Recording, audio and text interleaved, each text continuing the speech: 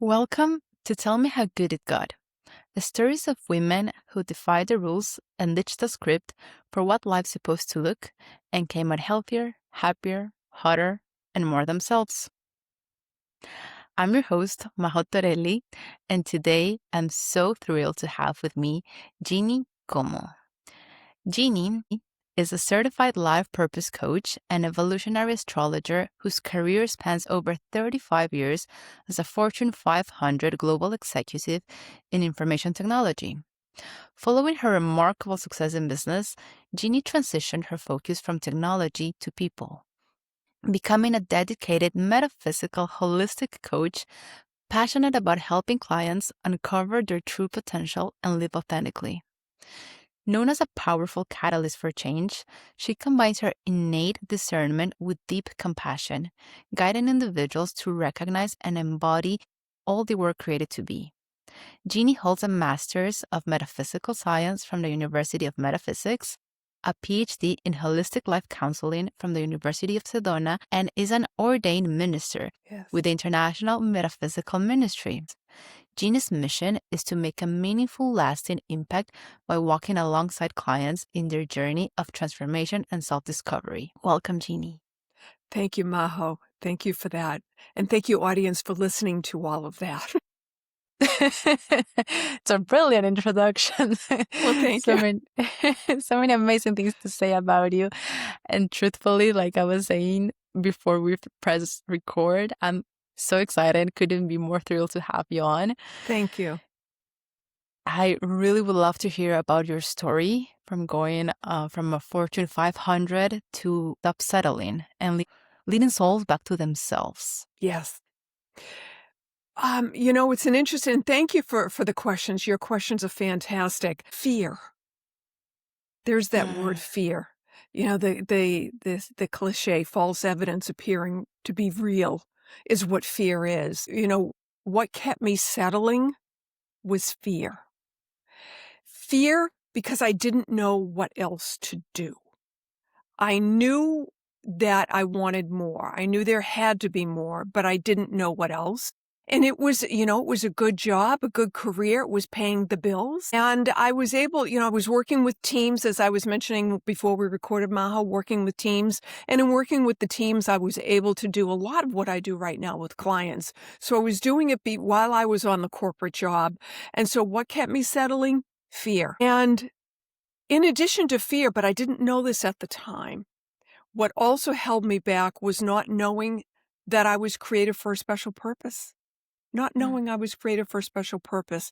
There was a friend, still a friend, but a friend's parents had given to me a book. It was a Christian-based book, A Purpose-Driven Life. And, I was in I'm not going to tell you what decade, but it was one of the later decades in life. And I thought to myself, a purpose? We are to have purposes. And I couldn't identify what mine was, but that was an opening there. And that was some time ago, but not knowing I was created for a special purpose, not knowing that there was a role that I was born to fill that no one else can fill. And if I don't fill it, it's unfilled. In other words, if I don't live my soul's purpose, which we'll talk a lot about, then the souls that I'm supposed to be working with on their evolutionary path, I won't. And so I leave a hole there. I had never seen it that way. I love that reframe of literally living like a physical hole almost. Yeah, I just got chills. It's, it's a metaphysical hole. It's an energy hole because everything is energy. Yeah.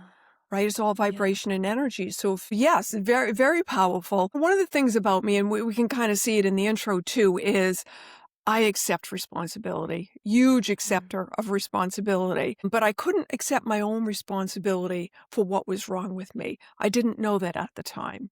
And so I was looking for answers in all the wrong places. All the wrong places. It's sort of like, for our ladies in the audience, looking for love in all the wrong places. We know what that's all about, right? Been there, done it. I know I do. Yes, we do. And, but so I was also looking outside. I was looking for someone to make the hurt go away. Someone to make it better. someone to fix me. So, and I am a great supporter of all things energy healing and, Reiki and crystals and, all of the things. I get it. I've been there. I've done them all, but they weren't fixing me. You see? So I was still settling, but I was beginning to look for answers. I wanted to know, well, what is my purpose? What am I to do? Because I don't want to leave this lifetime not doing it. I was born with that drive to do what came here to do before I knew I was supposed to be doing something. And we talk about intuition. We're going to come up on that. Yeah. I think it was innate in me. We're all conditioned to think outside of our soul. We're all conditioned to look out there for the answers. Yeah. We have to think about that. In that conditioning, we've given our power away. That really We've given lands. it away. And so we think what we see with our eyes and what we hear with our ears is reality. I'm here to tell you it absolutely is not. It is not. It's an illusion. And it's created through, a subject for another podcast. All right, Mom? But so I was caught in the race. I knew there was more, and I was determined to find the answers. Why was I determined? Something inside of me. What was that something inside of me? Creator, source, universal consciousness, all these things that we're going to talk about.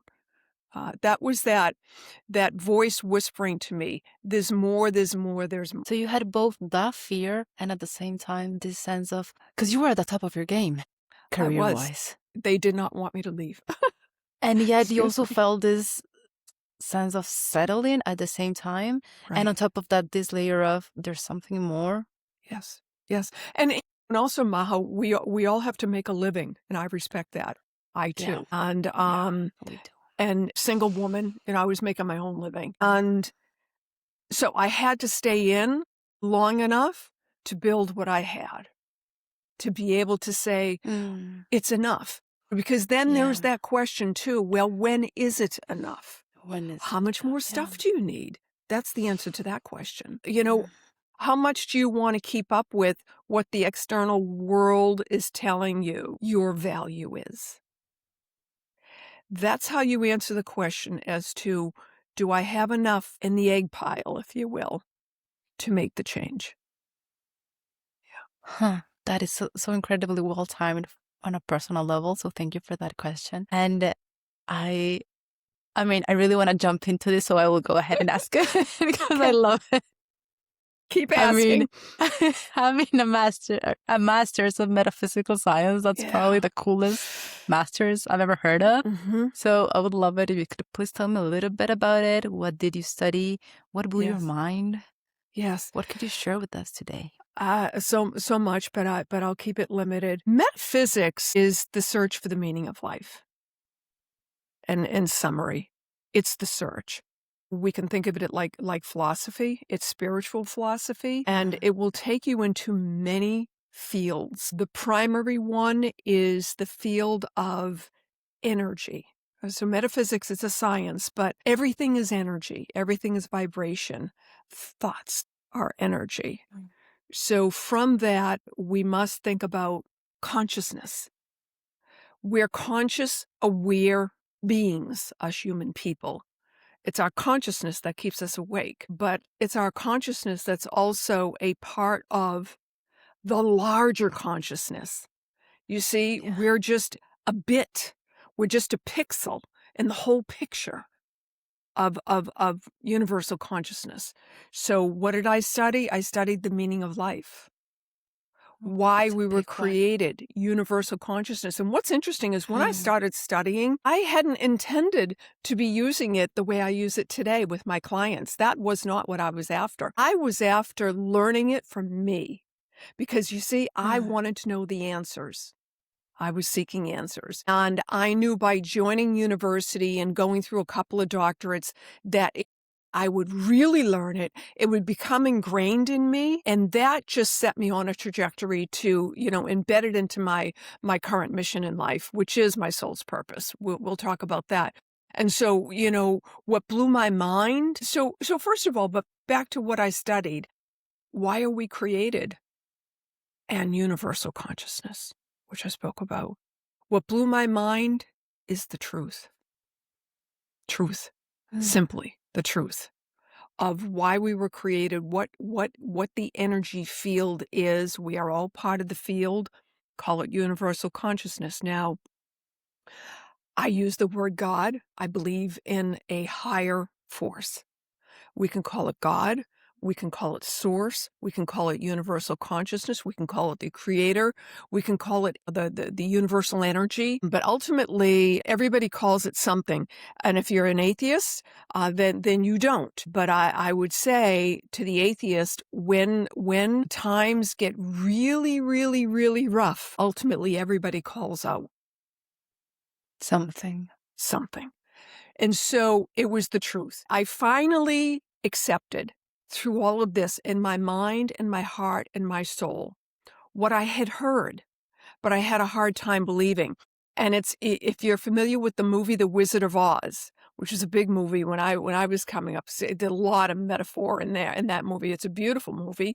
Glinda the Good Witch, I always loved her because she came in the pink bubble, right? And pink's my favorite color. But she I came in the haven't pink watched the bubble. movie. The Wizard of Oz? Oh, yes. Yeah. Look for the colorized original one. I It's will. amazing. Especially after this combo. In the movie, Glinda says to Dorothy, who is the key main character in the movie, Dorothy. It's my middle name. But anyways, she says to her, "You've always had the power, my dear. You just had to learn it for yourself." And so my metaphysical studies brought me to what I wanted, which I wanted it for me because I knew I could be a better person if I finally understood it and better for me. It helped me fix me.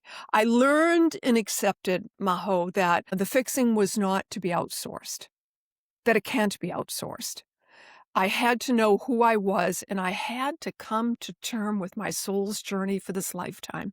You see, ultimately, we must come to terms with our soul. Why did it choose this lifetime? Why did it choose the environment that it entered into? Evolutionary astrology will talk about why did it choose the birth chart, the place and moment of birth, and why was that consciousness imprinted in the soul's psyche at that moment of birth, all for a reason. And I finally understood that.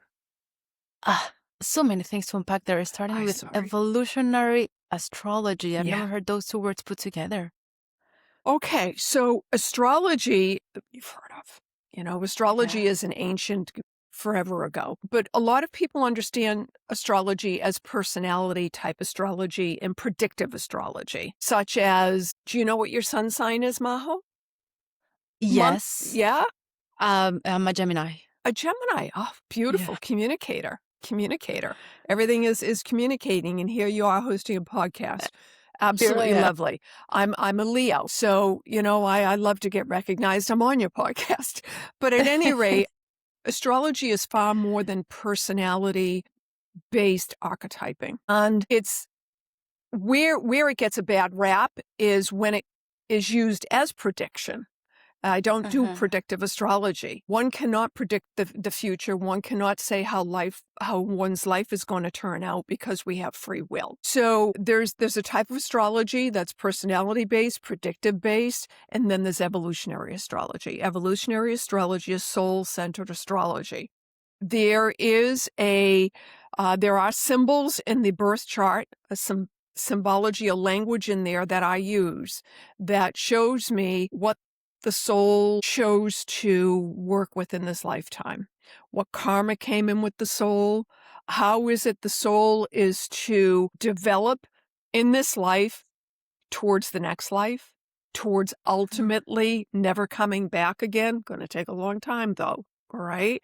And so what are the soul lessons for the lifetime? What's the karma that came in? What is the spiritual direction for the soul in this lifetime? And when we know that and we go towards what I call that North Star, the North Node, and all of its sacred geometry, I use sacred geometry of the particular birth chart, then we understand what the soul's evolution is about. And with that, we become empowered in the knowledge of who we really are, why we're really here. And we get to look at the outside world differently. Look at the outside world as a stage, and you're an actor in that stage.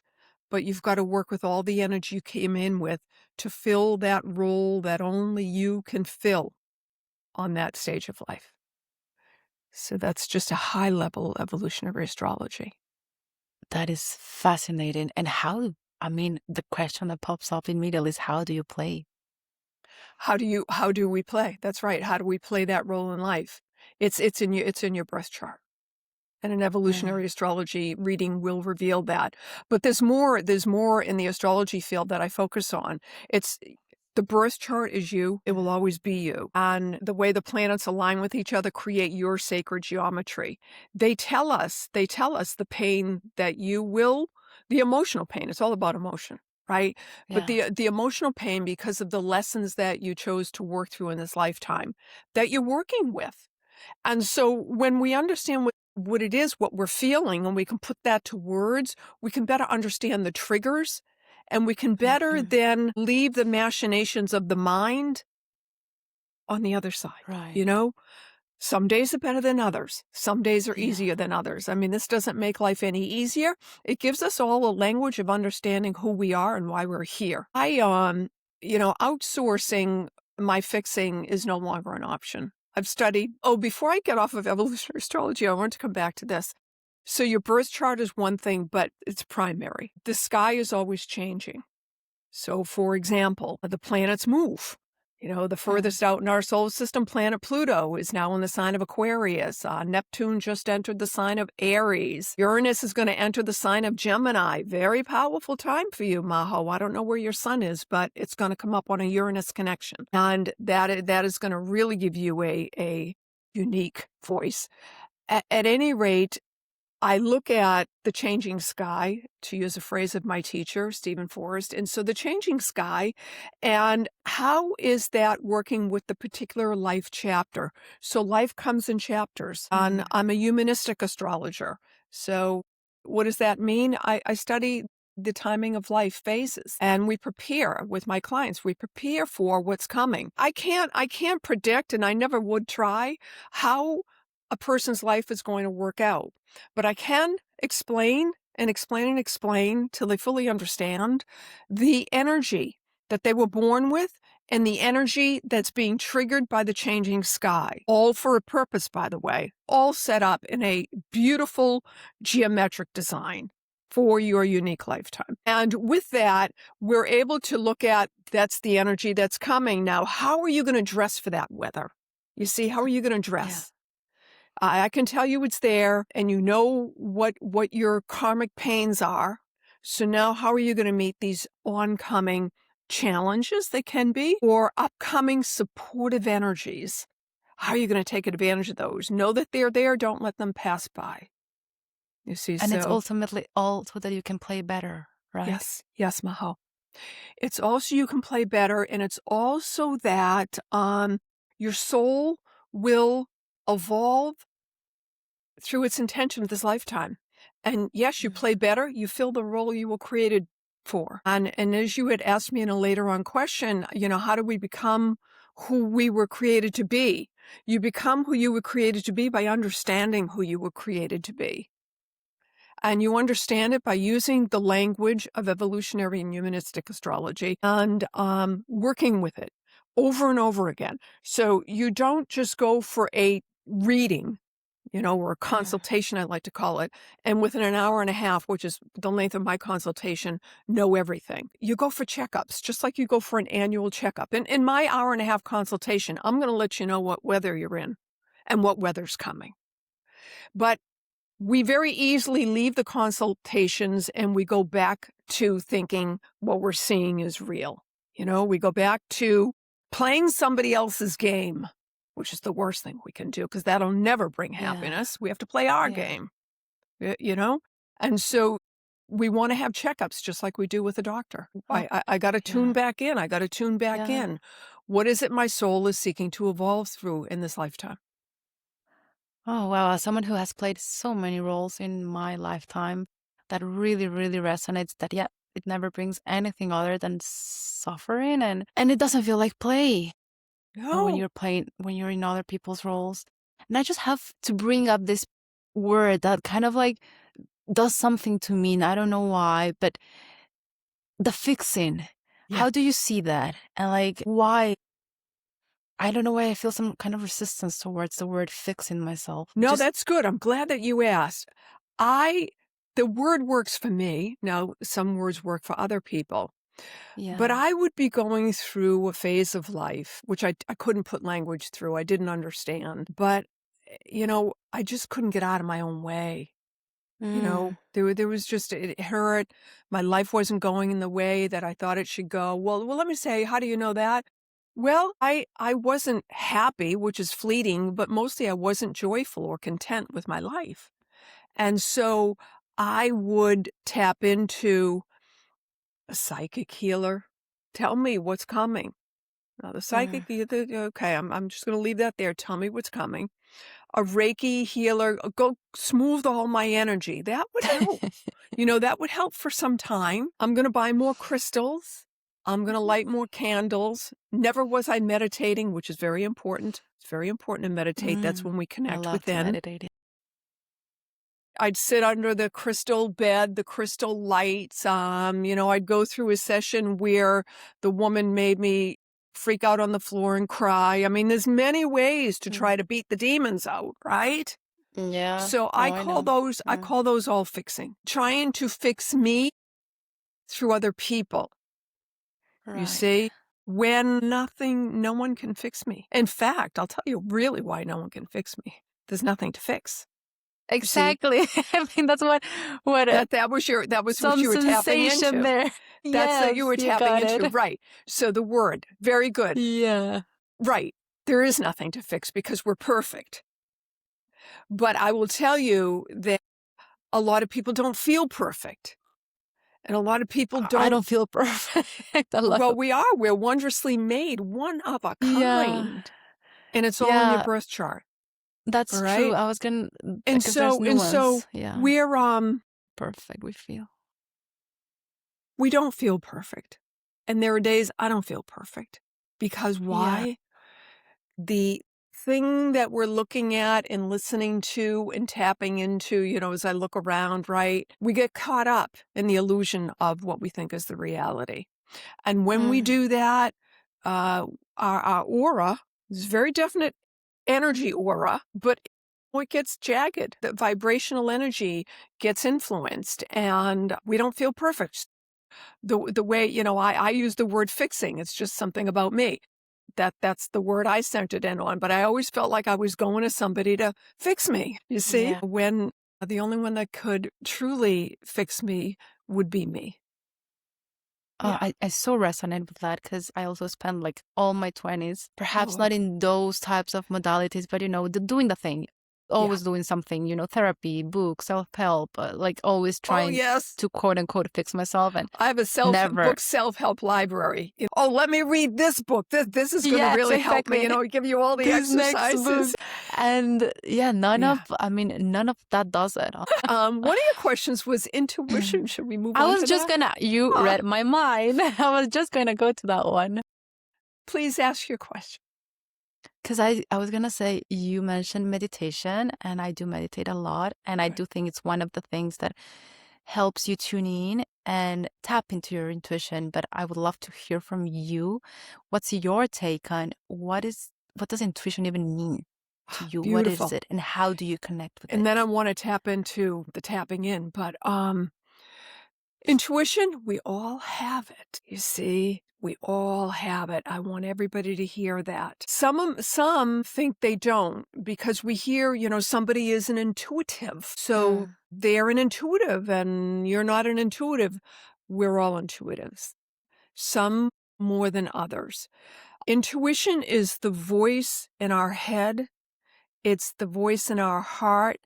It's the funny pain in our stomach, the twitch when we know something is right or wrong, right? It's the universal consciousness that talks to us at all times. And Mm. meditation is key for tapping into intuition, because when we meditate, I like to think of meditation like charging the electric vehicle, okay? Plugging into the source.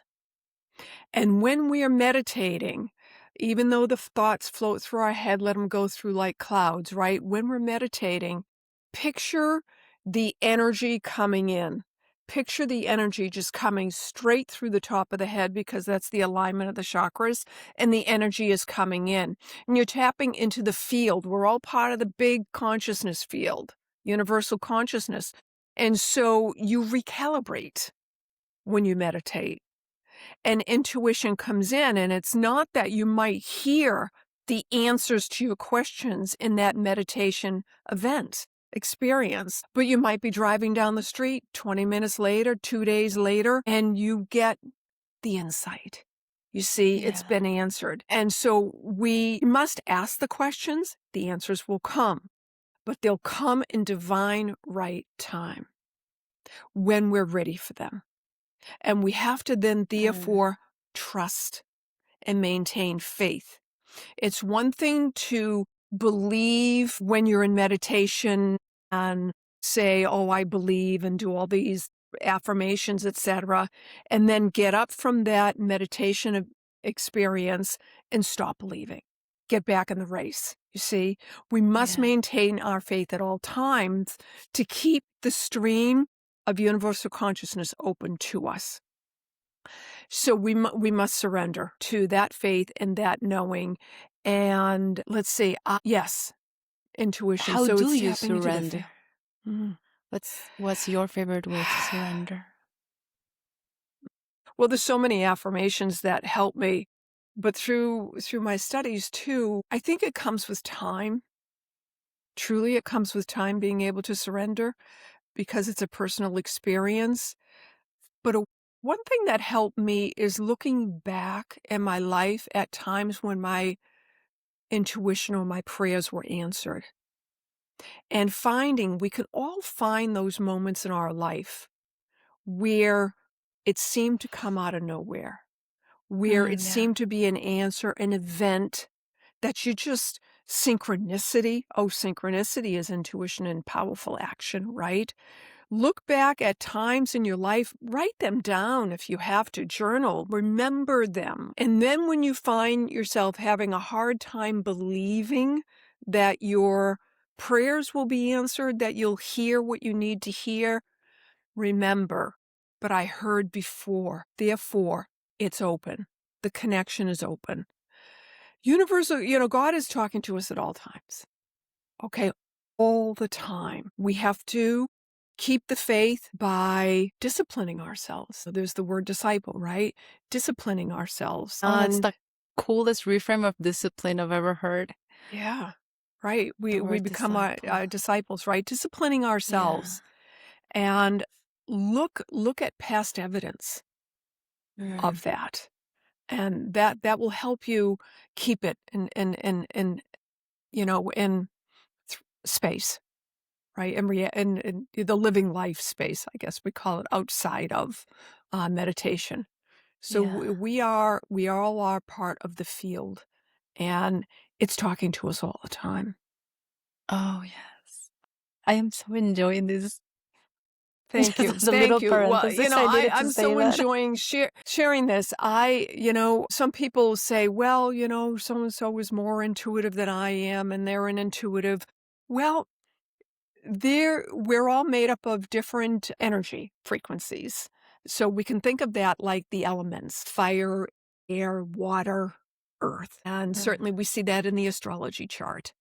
What's your elemental makeup? So some people have more water energy. They're going to be more intuitive more easily. Your sun sign in Pisces, going to be far more intuitive than sun sign in Aries. It's just the way it is, or an earth sign.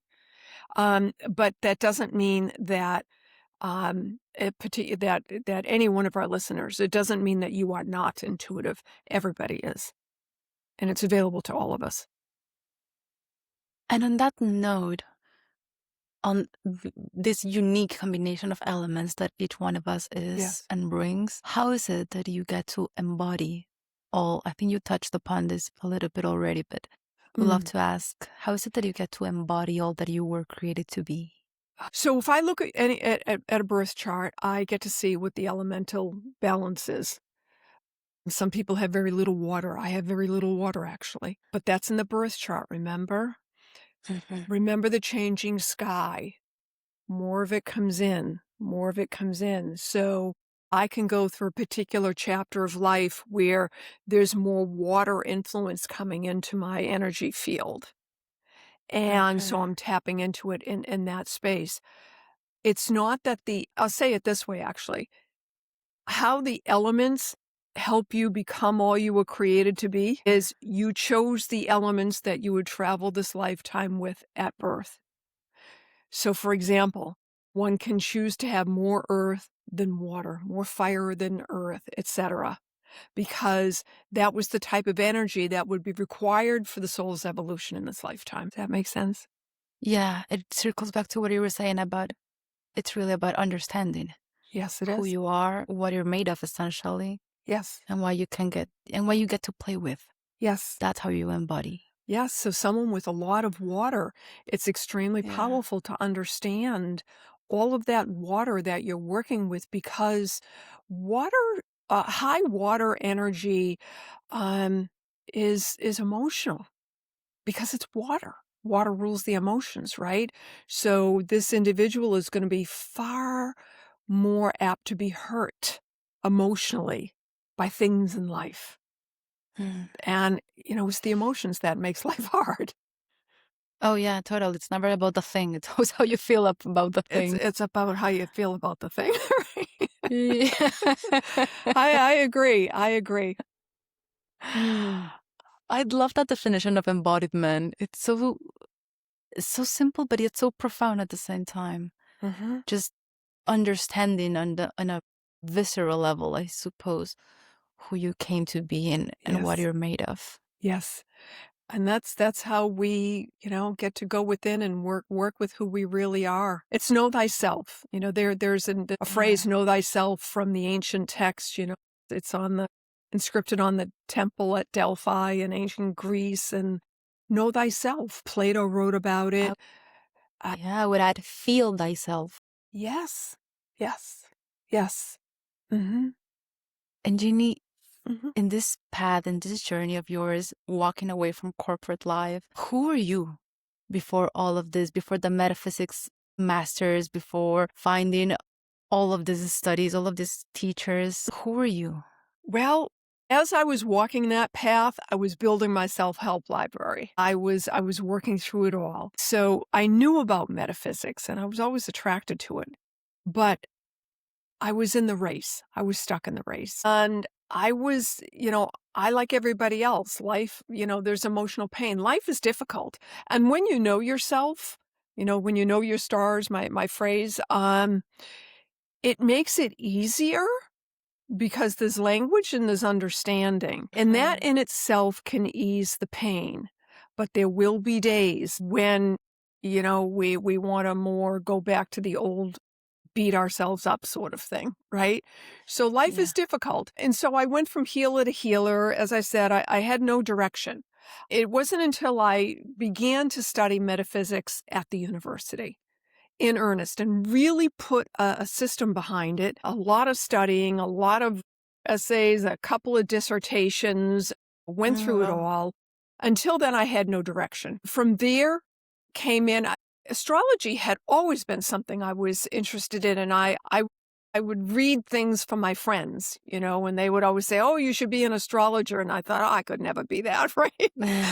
Um, but, the more I understood who I was and I saw my soul's Yeah. purpose, I saw that astrology would become part of it. And so I picked up evolutionary astrology, humanistic psychology, theocentric psychology is one of my doctorates. What is that? It's God-centered living psychology. God-centered living. So, who was I before I walked away? I was stuck and trying to find my way out. Trying to find my way out, trying to figure out Why am I here? What's the purpose of life? And I'll tell you, Maho, the purpose of life is love.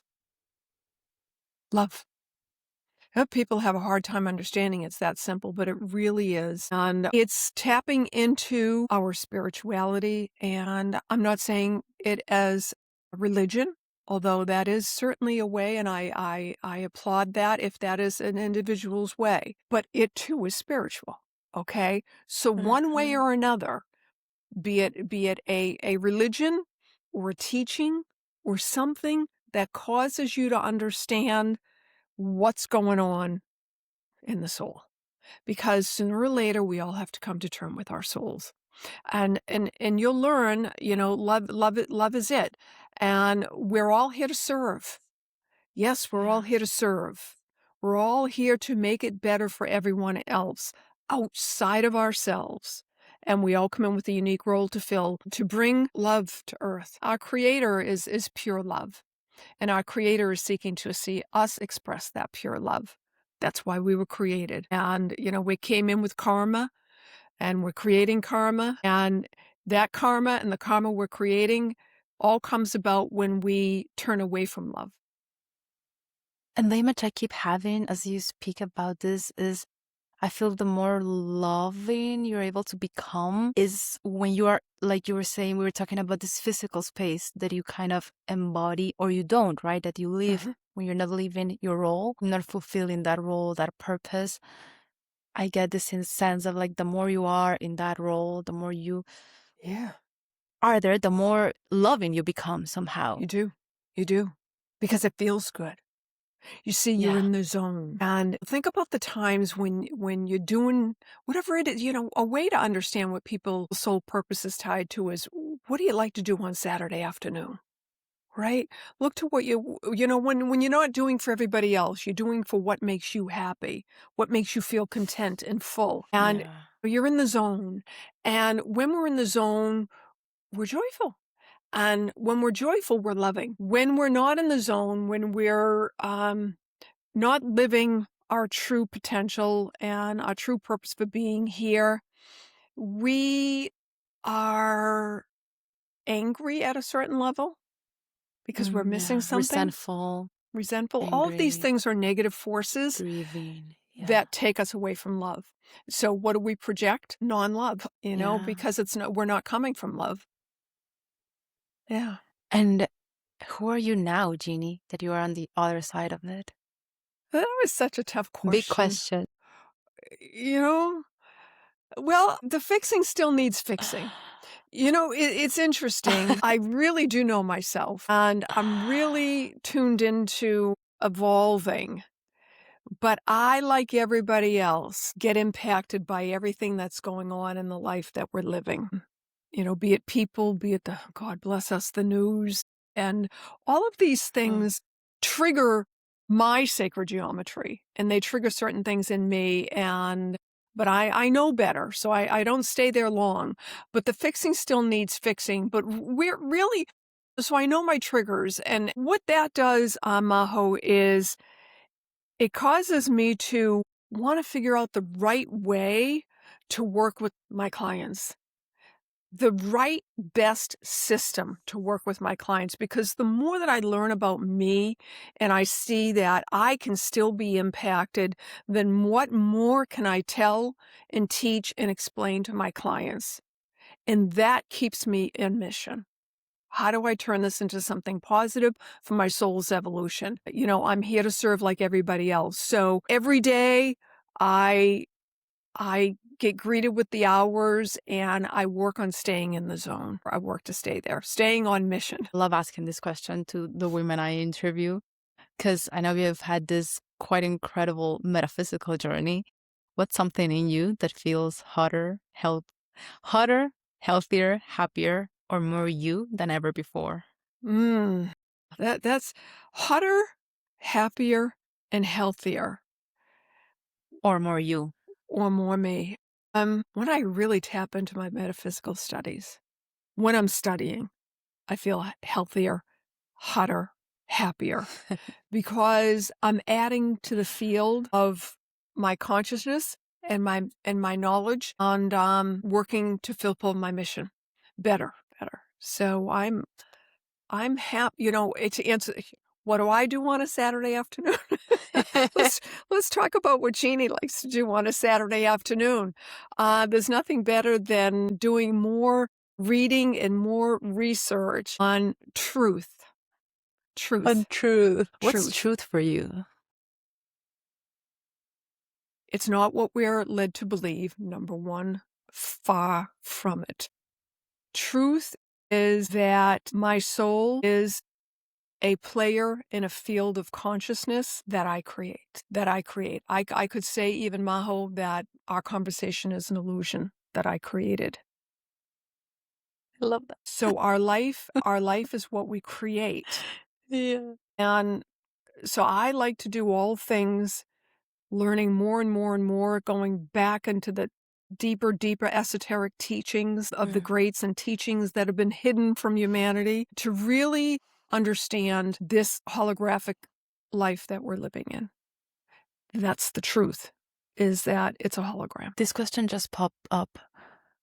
What is manifestation to you, and how do you manifest in your life? Manifestation to me is bringing forth in the visual something I can touch and feel, something that I've thought I wanted, right? So manifesting. And it's not just something it's something I can touch and feel, like feeling love, okay, for example. Because manifestation creates.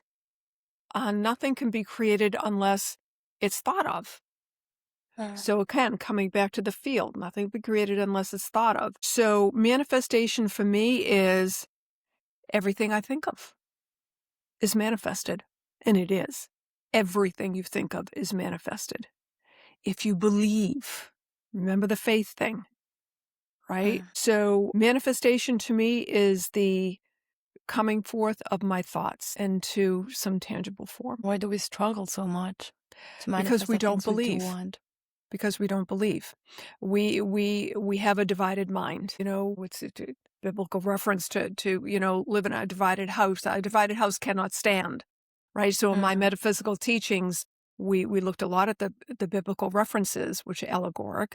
And so what does that mean? It means that a mind that is divided cannot manifest, to bring to the manifestation conversation. We can't create a vision board and journal, and affirm if we don't believe that our thoughts create. If we don't feel it and give it over to the larger field.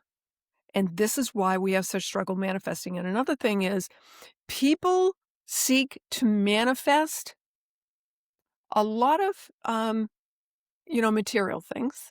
Now, we need material things. There's nothing that says we shouldn't have a nice car if we want a nice car. All right?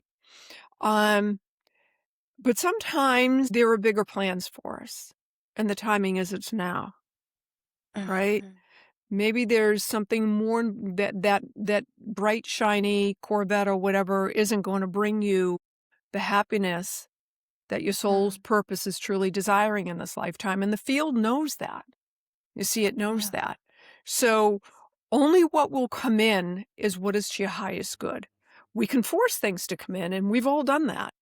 But how much happiness did it really bring? And at what cost did we bring it in, right? So manifestation is coming forth of our thoughts, and the things that will manifest according to our faith. And in that faith, we have to surrender to our highest good and believe. See, there's an interesting thing, which is we could ask for a new thing, whatever it is we want, or something better. Always ask for the or something better. And forget what the better is. It's human nature, and I love it too. I love to dream and want more, right? But I've moved from wanting more physical things to wanting more amazement. You see, one of my favorite quotes from a metaphysical teacher from the 1950s, Catherine Ponder, I'll put her name out there. I look with wonder at that which is before me. I wake up every day and I say that. I look with wonder at that which is before me. Hold the faith, let it in. Manifestation is very real. And yes, want that new job for sure. That new car, that new significant other, that all of these things. It's human nature to desire. And I'll add this, that the desire that you have in your heart, you didn't put there. It was put Yeah. there by God in the field, okay? That's why it's desire. So we must have faith that if the desire came, its manifestation will come, or something better, Or something better. in divine right time. And so, according to our faith, it is done. You see, we must hold the faith. So we cannot live life with a divided mind, saying we want something, and because it doesn't show up by next Tuesday, believing it's not going to come. All Yeah. right? Because the mind, what you do is you scramble the field at that point, and it doesn't know what to do because it doesn't really know what you want. You gave it directions, and then you confused it, you see? So it can't manifest. Yeah, that really touches upon how I see it and how I work with Yes. how I approach creation. And it's really Yes. a body-based practice Yes. because a lot of times what your mind wants, your mind's agenda is entirely different from what you Entirely actually different. viscerally desire. I'll give you an example. I journal.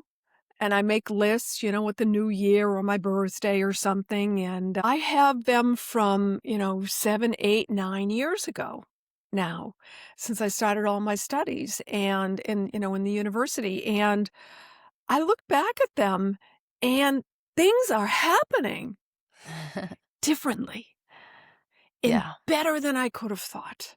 Yeah. Better than I Exactly. had the confidence to accept that they would.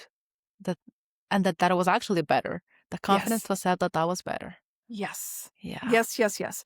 And so, it happens in divine right time. And then I'm able to look at the things that didn't happen and I'm able to say, thank you, God, Thank you, because that would indeed. not have been good. That wasn't, Yeah. it wasn't in my script Oh, that makes me to really be warm there, and to be with fuzzy. that person, to do Yeah. that thing. And that's why it didn't come. If another woman is listening and resonating with your story, Jeannie, and everything you've shared so beautifully today, wanting not to settle, but also not yet trusting herself on Mhm, that visceral knowing that we're talking about, on that more on the other side, what would mhm. you want her to know? It's the fear of the unknown that keeps us settling. The fear of the unknown. And so that ties us back to the belief in the faith, doesn't it? We have to consider that, well, we have to ask ourselves why we don't trust ourselves. Mm. Why don't we Such a deep trust? question.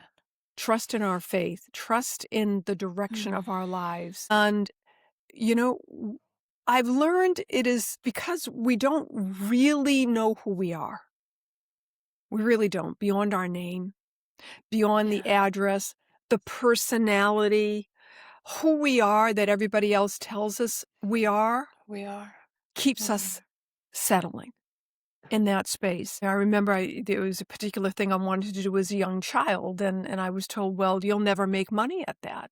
But it would have gotten me closer to where I am now, earlier, you see? Earlier, yeah. Yeah. And so, who are you? Why are we here? I would want her to know that the knowing who you really are is the key to stepping beyond the fear. It's the absolute key. We must connect with our soul and our soul's purpose, and no one can do that for us. We have to take No one, responsibility. We have to take yeah. responsibility for our lives.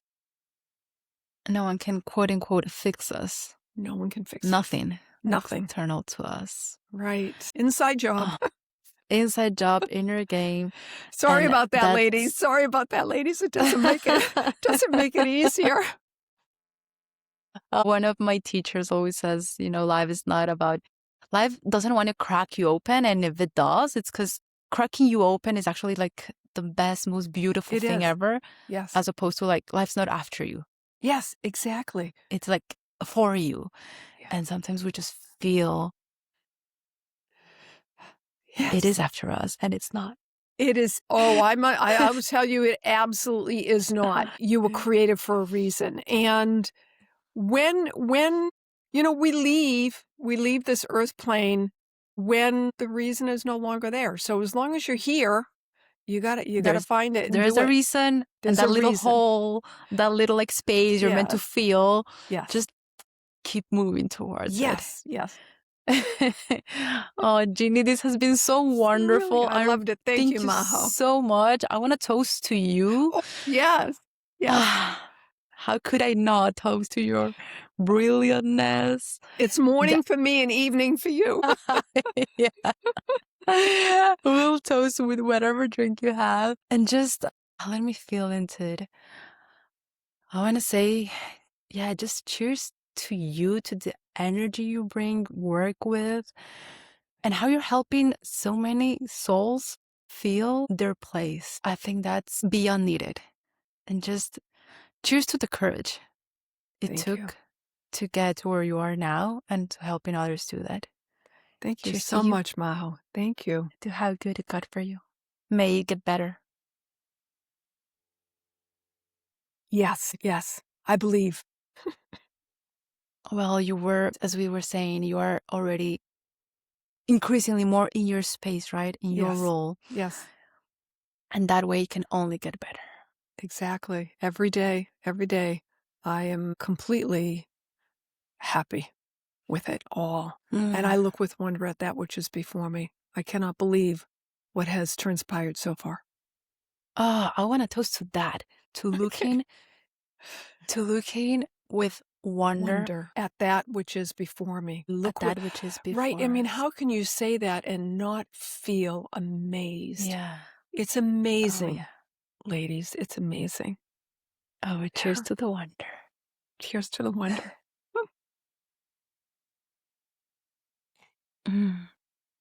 Any last words of wisdom you would love to leave us with? Go make your life happen. Your life, your way. Know who you are. You got a long way to go. Your life, your way. Thank you, Jeannie. That really tingly. I'm all tingly now. I love that. Thank you for such a wonderful opportunity. And it's so nice to meet everyone in the audience. I hope these words fall where they should. As they I always believe do. they will. And thank you for listening to Tell Me How Good It Got. Stay close for the next story, because yes, it really does get good.